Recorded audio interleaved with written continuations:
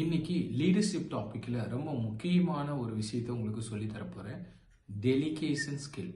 What is a delegation ஸ்கில்னு உங்களுக்கே தெரியும். ஒரு ஒர்க்கை நம்ம எப்படி டெலிகேட் பண்றோம். நம்ம ஒரு ஒர்க்கை 1 இயர் பண்ணிட்டு இருக்கோம். எப்பவுமே நம்ம என்ன பண்ணோம் 1 இயர் பண்றோம். அந்த ஒர்க்கை இமிடியேட்டா நம்மளோட செகண்ட் லைனுக்கு டெலிகேட் பண்ணிட்டு நம்ம புது ஒர்க்கு புது ஜாப் எடுத்து பண்ணக்கூடிய ஸ்கில்ல நம்ம எப்பவுமே தாட்ல வச்சுக்கணும். எது கீ ஒர்க்கோ அது மட்டும் நம்ம கண்ட்ரோல்ல இருக்கும். ரிமைனிங் ஒர்க் எல்லாமே நம்ம செகண்ட் லைனுக்கு டெலிகேட் பண்ணிட்டு அவங்களை பர்ஃபார்ம்ல நல்ல ஒரு சக்சஸரா டெவலப் பண்றது மூலமா நம்மளோட growth வந்து ஸ்கை ராக்கெட்ல இருக்கும். ஸ்கை ராக்கெட்ல எக்ஸ்ப்ளோசிவ் growth உங்களுக்கு வேணும் அப்படிங்கும்போது இந்த டெலிகேஷன் ஸ்கில்ல ஒரு லீடர் ஒரு மேனேஜர் எப்பவுமே டெவலப் பண்ணி வச்சுக்கணும். ஒரு சூப்பர்வைசரா இருக்கவங்க ஒரு மேனேஜர் ஆகணும் அப்படின்னா சூப்பர்வைசரா ஒரு பர்சனை உருவாக்கணும். ஒரு சூப்பர்வைசர் இருக்கவர் ஒரு மேனேஜர் ஆகணும் போது ஒரு சூப்பர்வைசர் அவர் உருவாக்குனவர் மேனேஜரா உருவாக்குறாரு அப்படிங்கும்போது அவர் ஜெனரல் மேனேஜர் ஆவார். ஒரு ஜெனரல் மேனேஜரா இருக்கக்கூடியவர் ஒரு சிஓஓ உருவாவார். ஒரு சிஓஓ இருக்கிறவங்க ஒரு கிரேட் லீடரா உருவாவாங்க. இதுதான் கிரேட் லீடர். ஒரு லீடரை நம்ம உருவாக்கும் போது நம்ம கிரேட் லீடர் ஆகிறோம். இந்த பிரின்சிபல் தான் இந்த டெலிகேஷன்ல இருக்கக்கூடிய ரொம்ப முக்கியமான ஒர்க். சபார்டினேட்டுக்கு நம்ம ஒர்க்கை டெலிகேட் பண்றதுங்கிறதும் ஒரு லீடருக்கு ஒரு மேனேஜருக்கு ஒரு சூப்பர்வைசருக்கு ரொம்ப முக்கியமான சேலஞ்சஸ்ல இருக்கக்கூடிய ஒரு சேலஞ்சஸ் இதுதான். சார் நான் இந்த ஒர்க்கை பண்ணும்போது நல்லா பண்ணிடுவேன், ஆனா என்னோட டீம் மெம்பர்ஸ் வந்து ஒர்க்கை கொடுக்கும்போது அவங்க சரியா பண்றதில்ல, இதனால என்னோட நேம் ஸ்பாயில் ஆயிருங்கிறத காமன்லி நீங்க எல்லா இடத்துலையும் கேட்கலாம். அப்ப வாட் இஸ் தட் மீனிங் அப்படின்னா அவர் ஏன் ஃபெயிலியர் ஆகுறாரு அந்த மேனேஜர்? அவர் சொல்றது கீழே இருக்க பர்சனை சொல்றாரு, ஆனா அவர் டெலிகேஷன் ஸ்கில் இல்லாததுனாலதான் அவர் ஃபெயிலியர் ஆனாரு அப்படிங்கறத அவர் ஒத்துக்க மாட்டாரு, அதை அக்செப்ட் பண்ண மாட்டாரு, அவருக்கு புரியல. அப்ப டெலிகேஷன்ங்கிற ஒரு ஸ்கில் நம்மகிட்ட இருக்கு அப்படின்னா ஆட்டோமேட்டிக்கா நம்ம வந்து டெலிகேட் பண்ணக்கூடிய ஒர்க்கும் அந்த பர்சனும் அந்த சக்சஸ்ஃபுல் பர்சனா வருவாங்க. அவங்க சக்சஸ்ஃபுல் பர்சனா வரும்போது நம்மளோட ப்ராடக்டிவிட்டி டிபார்ட்மெண்டோட ப்ராடக்டிவிட்டி ஆர்கனைசேஷனல் growth வண்டர்ஃபுல்லா இருக்கும். நம்ம கேரியர் ப்ரொஃபஷனல் டெவலப்மெண்ட்டும் நம்ம அவரை டெலிகேட் பண்ணதுனால நம்மளோட ப்ரொஃபஷனல் growthம் பெஸ்டா இருக்குங்கிறது ரொம்ப முக்கியம். அப்போ டெலிகேஷன் ஸ்கில்லுங்கிறது நிறைய மேனேஜர்ஸ் ஹெச்ஓடி சூப்பர்வைசர் லீடருக்கு இருக்கக்கூடிய மிகப்பெரிய சேலஞ்சஸ்ல ஒன்று. ஸோ இங்க நான் 8 பாயிண்ட் உங்களுக்கு சொல்லித்தரேன். 8 point based on that you are doing a delegation அப்படிங்கும்போது கண்டிப்பா நீங்க இந்த ஸ்கில்ல இம்ப்ரூவ்மெண்ட் ஆக முடியும். ஃபர்ஸ்ட் பாயிண்ட், நீங்க ஒரு விஷயத்தை டெலிகேட் பண்ணும்போது என்ன ஒர்க்கு என்ன டைப் ஆஃப் ஒர்க்கு அப்படிங்கறத ஒர்க்கை நீங்க கிளியர்லி டிஃபைன் பண்ணி வச்சுக்கிறதுங்கிறது ரொம்ப முக்கியம். அப்போ ஐடென்டிஃபை தி ரைட் டாஸ்க் அப்படிங்கிறது ஃபர்ஸ்ட் பாயிண்ட். அப்ப என்னென்ன ஒர்க் உங்ககிட்ட இருக்கு, அந்த ஒர்க்கை யாருக்கு டெலிகேட் பண்ண போறீங்க, என்னென்ன கேட்டகரி ஆஃப் ஒர்க் இருக்குன்னு சொல்லி உங்க ஒர்க்கை நீங்க கிளியரா உங்க டாஸ்கை ஐடென்டிஃபை பண்ணி ரைட்டா நீங்க செக்ரேட் பண்ணி வைக்கிறீங்க அப்படிங்கிறது முதல் பாயிண்ட். ஸோ அப்போ கேட்டகரி ஏ பி சின்னு நீங்க செக்ரேட் பண்ணி கரெக்டா வச்சதுக்கு அப்புறம் second point, choose the right person. Right person நீங்க சூஸ் பண்ணும்போது அவர் என்ன கேட்டகரி ஆஃப் பர்சன், அவரோட ஸ்கில் என்ன, அவர் நாலேஜ் என்ன, அவரோட ஸ்ட்ரென்த் என்ன, வீக்னஸ் என்ன, அவரோட மோட்டிவேட் என்ன, மோட்டிவேஷன் அவருக்கு என்ன இருக்கு, அவரோட பாசிட்டிவ் என்ன இருக்கு அப்படிங்கறதெல்லாம் மோட்டிவ் எல்லாம் செக் பண்ணாம நீங்க அந்த ஒர்க்கை டாஸ்கை நீங்க செக்ரேட் பண்ண ஏரியாவை அவருக்கு கொடுக்கறது தான் மிகப்பெரிய தப்பு. அவர் ஒரு லேர்னிங் மோட்ல இருக்காரு, ஒரு growth மைண்ட் இருக்காரு, நல்ல அடுத்த லெவலுக்கு போகணும்னு நினைக்கிறாரு, அவருக்கு என்னென்ன ஸ்கில் எல்லாம் இருக்கு, இவர் வந்து மானிட்டரிங் ஸ்கில்ல நல்லா இருக்காரு, இவருக்கு அட்மினிஸ்ட்ரேஷன் ஸ்கில் இவருக்கு இருக்கு, அக்கௌண்டிங் ஸ்கில் இவருக்கு நல்லா வருது, இவர் அப்படிங்கறதெல்லாம் நீங்க செக் பண்றீங்க அப்படிங்கறதே ரெண்டாவது உங்களோட ஸ்கில்ல நீங்க இம்ப்ரூவ் ஆகுறீங்கன்னு அர்த்தம். அப்ப choose the right people, choose the right person அப்படிங்கிறது ரொம்ப முக்கியமான ரெண்டாவது பாயிண்ட்ல நீங்க கிவிங் மோர் இம்பார்ட்டன்ட். சூஸ் பண்றதுக்கு டிலே ஆனாலும் பிரச்சனை இல்லை, ஆனா அவசரப்பட்டு நீங்க ரைட் ராங் பர்சனுக்கு ராங் ஒர்க்கை டெலிகேட் பண்ணும்போது நீங்க ஃபெயிலியர் பர்சனா தான் ஆயிருவீங்க. அப்போ சூஸ் பண்றதுக்கு you take the right time. அவர் அனலைசிங் பண்ணக்கூடிய இடத்துல giving more important then you choose the right person. Second point. Third point, communicate clearly.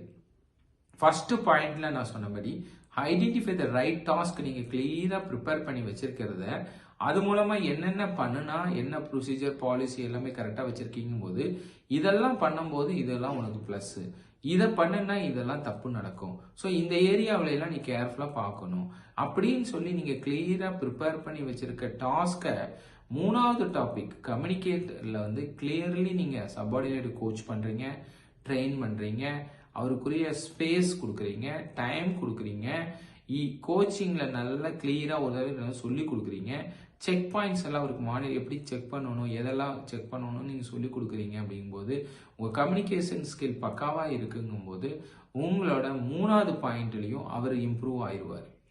Person யாரு டெலிகேட் பண்றாங்கிறது முக்கியம்ங்கிறதான் முக்கியமே தவிர பர்சனை நீங்க எப்படி சூஸ் பண்றீங்கிறதும் ரொம்ப முக்கியமே தவிர நம்ம சூஸ் பண்ணதுக்கு அப்புறம் ராங் பர்சன் அவர் அப்படின்னு சொல்ற அளவுக்கு நம்ம ஃபெயிலியரா இருக்கோம் அப்படின்னா டெலிகேஷன் ஸ்கில்ல நம்ம இம்ப்ரூவ் ஆக முடியாது. ஸோ அப்போ உங்களுக்கு 3வது பாயிண்ட் கிளியர். ப்ரொவைட் தி நெசசரி ரிசோர்ஸ். 4வது பாயிண்ட்ல வந்து ப்ரொவைட் தி நெசசரி ரிசோர்ஸ் நான் சொல்லியிருக்கேன். நீங்க வந்து அந்த ஒர்க் பண்ணக்கூடிய பர்சனுக்கு சரியான என்வாயர்மெண்ட் கொடுத்துருக்கோமா, ரிசோர்ஸ் கொடுத்துருக்கோமா, அவர் உட்காரக்கு சேர் டேபிள்லாம் ப்ராப்பராக கொடுத்துருக்கோமா, அவர் நல்லா ஒர்க் பண்ணக்கூடிய ஒர்க் பிளேஸ் கூட இருக்க கொலீக்ஸ், சீனியர், சப்போர்ட்டிவ் பர்சன்ஸ் கொடுத்துருக்கோமா அப்படிங்கிற பார்க்க வேண்டியது ரொம்ப ரொம்ப முக்கியம். அது எல்லாமே நீங்க கொடுத்துருக்கீங்கும் போது கவலைப்பட தேவையில்லை. அவர் நல்லா பர்ஃபார்ம் பண்ணுவார், அவருக்கு சப்போர்ட்டிவா இருப்பாங்க, அவரை மோட்டிவேட் பண்ணுவாங்க, அவர் அடுத்த லெவலுக்கு ஒர்க் பண்ணுவார். 5வது பாயிண்ட் ட்ரஸ்ட் யுவர் டீம். நீங்க ஒர்க்கை டெலிகேட் பண்ணிட்டு 100% அவரை ட்ரஸ்ட் பண்ணாம மைக்ரோ மேனேஜர் வேலையை போய் பார்க்குறீங்க, ஸ்பை வச்சு பார்க்குறீங்க, ஒளிஞ்சிட்டு பார்க்குறீங்க, அந்த மாரி எல்லாம் இவர் பிஹேவிங் லைக் சில்லி பர்சனாக நீங்கள் பிஹேவ் பண்ணுறீங்க. அப்படிங்கும்போது அந்த பர்சன் மோட்டிவேஷன் இழந்துருவார், கான்ஃபிடென்ட் இழந்துருவார், கரேஜ் இழந்துருவார், எம்பவர்மெண்ட் ஸ்கில்ல நீங்கள் ஃபெயிலியர் ஆயிடுவீங்க. ஆட்டோமேட்டிக்காக அவரும் தோத்துருவார், நீங்களும் தோத்துருவீங்க. ஃபர்ஸ்ட் 100% அவரை பிலீவ் பண்ணணும். நீங்கள் டெலிகேட் பண்ண பர்சனை 100% பண்ணணும், மைக்ரோ மேனேஜ்மெண்ட் பண்ணக்கூடாது. ஸோ அப்போ ஆட்டோமேட்டிக்காக 5th பாயிண்ட் நீங்கள் ட்ரஸ்ட் யுவர் டீம். 100% நீங்கள் பிலீவ் பண்ணுறீங்க அப்படிங்கிறத அவர் உணர்ந்தாதான் அந்த டெலிகேஷனில் நீங்கள் ஜெயிக்க முடியும். 6வது point offer guidance not control. Offer guidance not control அப்படிங்கிறது 6வது பாயிண்ட் நீங்கள் நோட் பண்ணிக்கோங்க.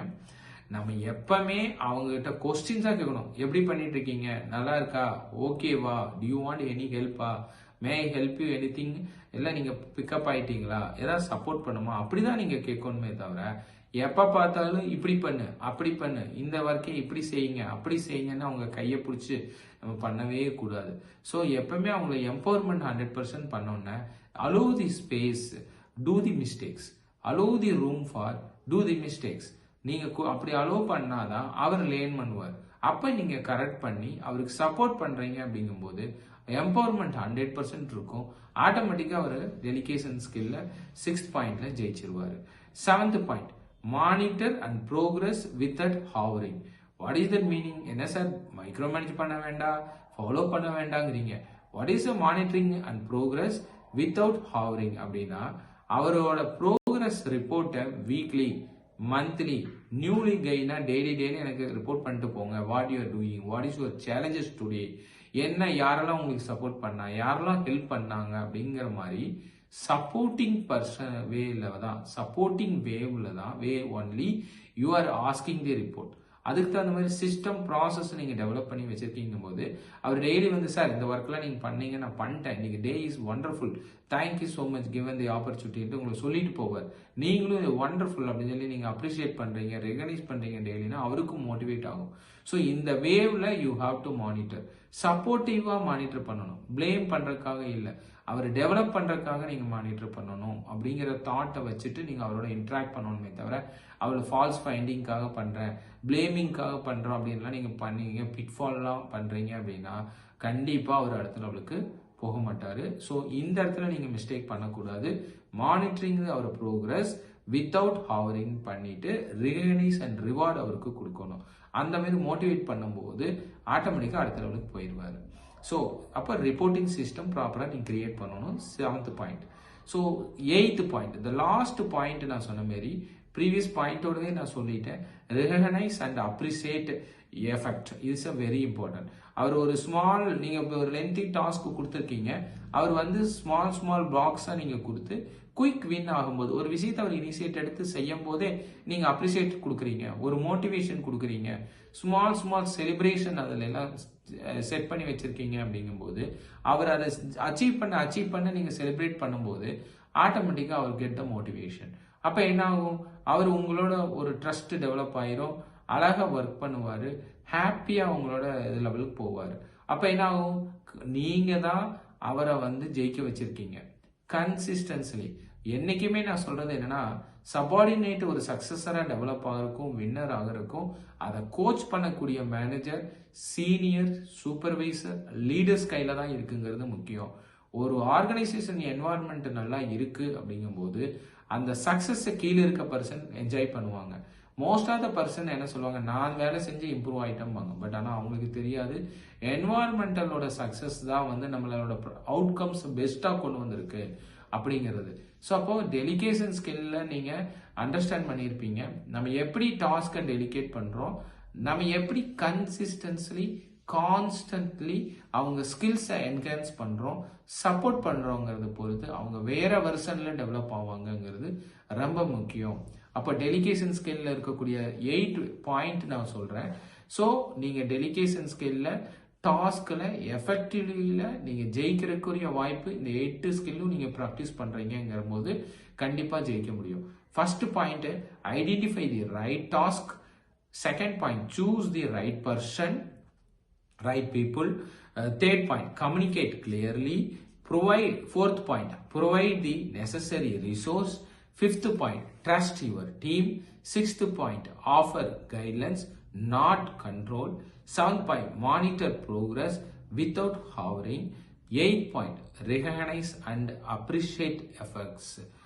இன்னைக்கு டெலிகேஷனை வந்து how to delegate task effectively successfully நீங்க பண்ணலாங்கிறத பத்தி இன்னைக்கு நான் கிளாஸ் எடுத்திருக்கேன். இது கண்டிப்பா உங்களோட லீடர்ஷிப் ஸ்கில்ல, மேனேஜ் ஸ்கில்ல கிரேட் இம்பாக்ட் கொடுக்கும். இந்த ஸ்கில்ல நீங்க டெவலப் பண்றதுக்கு டெய்லியும் ப்ராக்டிஸ் பண்றீங்க அப்படிங்கும்போது நீங்களும் ப்ரொஃபஷனல் பெனிஃபிட்ஸ் அனுபவிக்க முடியும், மேனேஜ்மெண்ட்டும் உங்களை ஐடென்டிஃபை பண்ணும் அப்படிங்கிறத சொல்லிக்கிறேன். Thank you all.